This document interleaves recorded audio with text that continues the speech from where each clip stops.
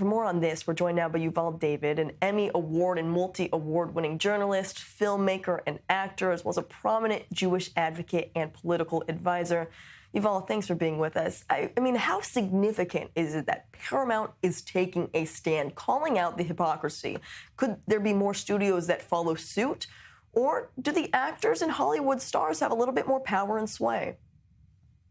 Well, right now we see that the actors and Hollywood stars do have a lot of sway because they're the ones who attract the audience. Now, this is a business. So what we're seeing is Paramount having become the first major studio to respond in a way that actually supports Jews, actually supports Israel, but also actually supports the fact that we can have a conversation and represent everybody. What we're seeing here is actually another example of how parts of the entertainment world have become misled, becoming useful idiots for propaganda. Instead of engaging with truth and complexity, these 4,000 celebrities have joined a boycott that silences Israeli artists and institutions that are connected to Israel, which includes just about anybody who's even remotely connected to Israel.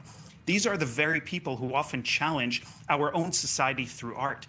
What I say is that this isn't activism, it's hypocrisy. If you want to talk about complicity and human rights abuses, then apply that standard consistently across the globe, not selectively against Israel. Boycotts, they don't build bridges, they burn them.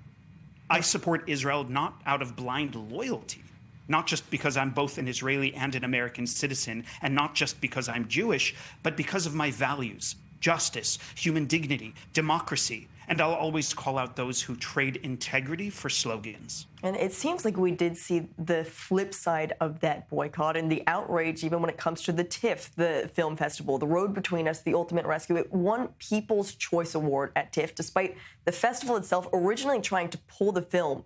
So what does this then say about even the general perception to Israeli stories, to hearing this open communication, even while some of the industry officials and leaders themselves may be trying to boycott, the general public could feel differently? Exactly. What this proves is that the general public has a voice and has power. It is time for every Jew, every ally of the Jewish people, every Zionist, no matter what religion, faith, or nationality you're part of, to rise up, to use your voice. Because we're seeing these challenges within democracies. Well, you know what happens within democracies? The voice of the people matters and has influence. We cannot allow celebrities or some sort of elites or even specific leaders to control everything that happens within our society. It's up to us. It's up to us to speak up. So we need more Jews and allies of the Jewish people to take action. That's what we saw happening with TIFF reversing it. That's what we saw exactly with the People's Choice Award. We need to engage the People's Choice more often. I think this is an important message, Yuval, David, to continue to share. People have a voice, and they have to continue to speak on that voice. Yuval, thank you so much for being with us today. Thank you for having me on.